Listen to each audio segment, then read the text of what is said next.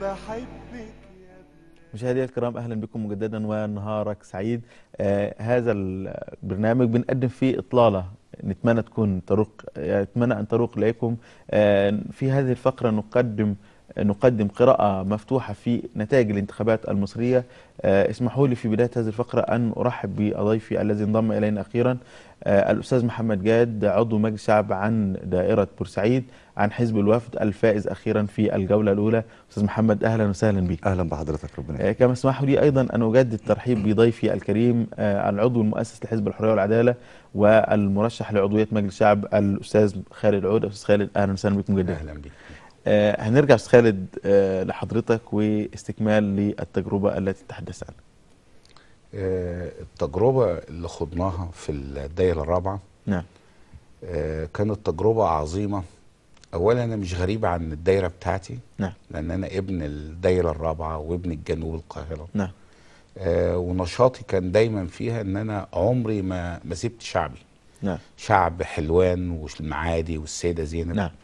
ودايما كنت مشارك معاهم في مشاكلهم وفي كل الحياه. معاهم في الاعياد. نعم. معاهم في اعياد المسيحيين في الكنايس. اذا هذه يعني وجودك في هذه المعركه لم يكن نتاج فقط لتصعيد الجماعه او الحزب، ولكن ايضا نتاج لعمل شعبي استمر طويل. بالظبط كده. نعم.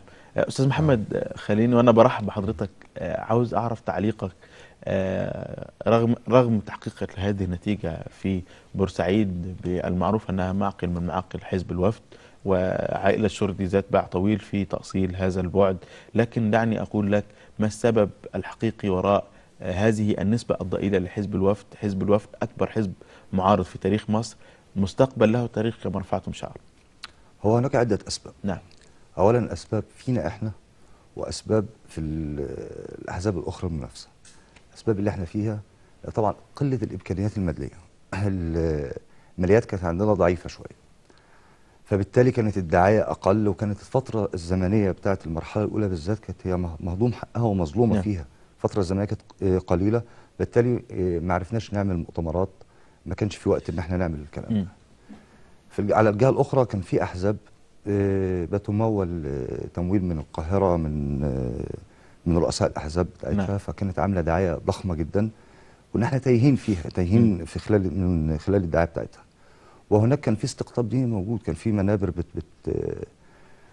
يعني منابر بتقول الليبرالية حرام، والليبرالية كفر، والليبرالية حرية جنسية. يعني حضرتك شايف ان حدث استغلال او استقطاب ديني في بورسعيد تمام. من خلال تجربتك؟ تمام من خلال المنابر، ومن خلال بعض الهدايا والشنط اللي كانت بتوزع على الناخبين البسطاء. شكلك كتير من الكلام مع الاخوان. لا انا مش احنا جاهزين نرد. استاذ خالد، ايه الحكايه؟ يعني هل فعلا كان في نوع من ممارسه الضغط، او يعني البعض يقول ان الاسلاميين بشكل عام والاخوان على وجه الخصوص متهمون باللعب على الوتر الديني والفطره الدينيه الموجوده بشكل اصيل لدى الشارع المصري، ما حقيقه ذلك؟ انا اسف، مش الاخوان بصفه خاصه.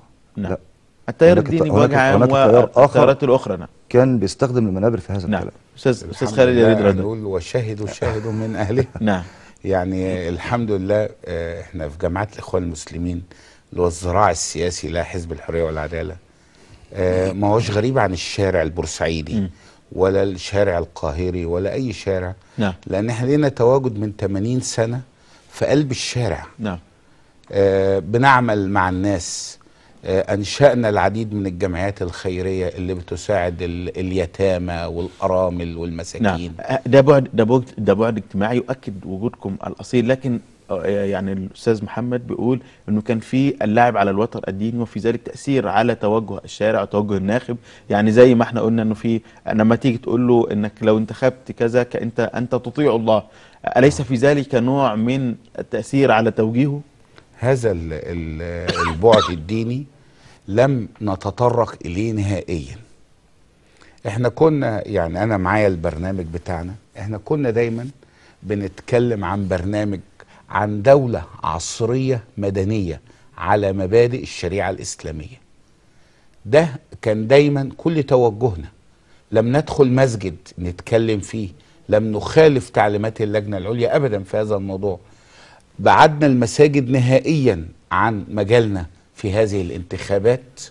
كان توجهنا كله في مؤتمراتنا، في بنقابل الرجل الشارع البسيط على المقاهي، في الشارع بنسلم على الناس، كان ده هذا توجهنا. لم نستخدم اسم الدين أبدا في هذه المعركة. أنا بتكلم عن حزب الحرية والعدالة، ربما آخرون، ولكن لا أتطرق إلى آخر، أنا أتطرق إلى نفسي فقط. نعم. إن حزبنا مبني على حب من الشارع المصري، على وجود حقيقي موجود في قلب الشارع المصري. نعم. ما بنعيش مع الناس همومهم، بنعيش معهم أحزانهم، أفراحهم، موجودين معاهم في الكنايس، أنا بس موجودين في أسأل المساجد. أستاذ خالد بعد إذنك، هو هناك فرق ما بين الجماعة وما بين الحزب، مش كده؟ أوكي؟ هناك فرق ما بين جماعة الإخوان وبين حزب الحرية والعدالة.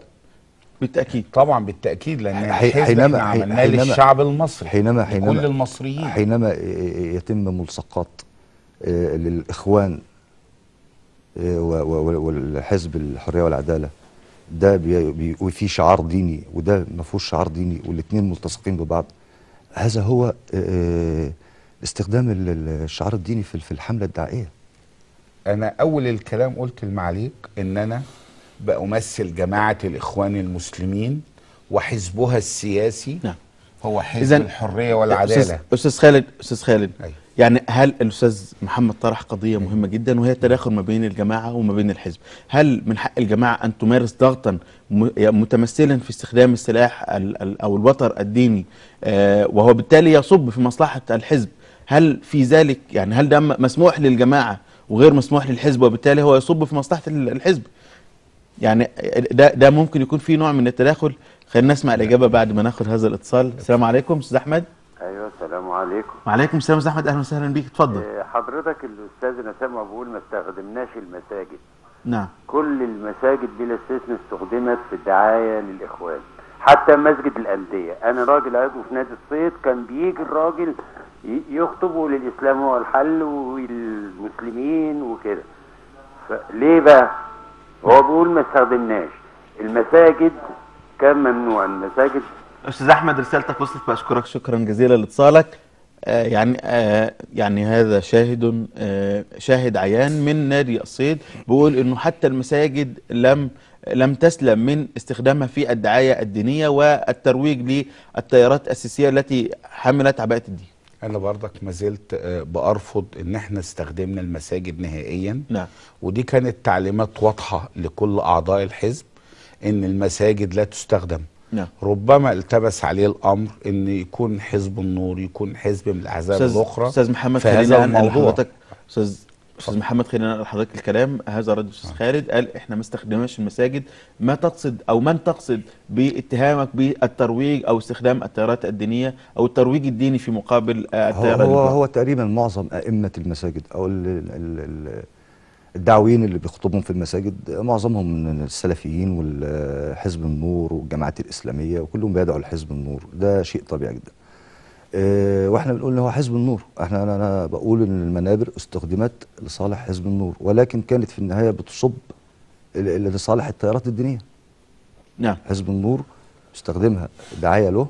نعم. بيضرب في الليبراليين والمدنيين، ولكن هي في النهايه بتصب لصالح ولمصلحه التيار الديني عامه. ماشي، هذه واحده، لكن خلينا ننتقل الى كونك واحد من ابرز الناجحين لحزب الوفد بالنسبه الضئيله 5%، لا تتناسب باي شكل مع تاريخ حزب الوفد ولا وجوده. والبعض يقول ان ال5% التي نجح بها حزب الوفد في الانتخابات الاخيره هو تمثيل حقيقي لحزب الوفد في الشارع، لانه في الاصل حزب نخبوي وليس حزب جماهيري وليس له وجود شعبي كبير. لا بالعكس، هو طبعا حزب جماهيري وله باع سياسي طويل وله تاريخ سياسي وله انجازات حققها في ما قبل 52، وكان متواصل مع الشارع من بعد ما عودته من 84.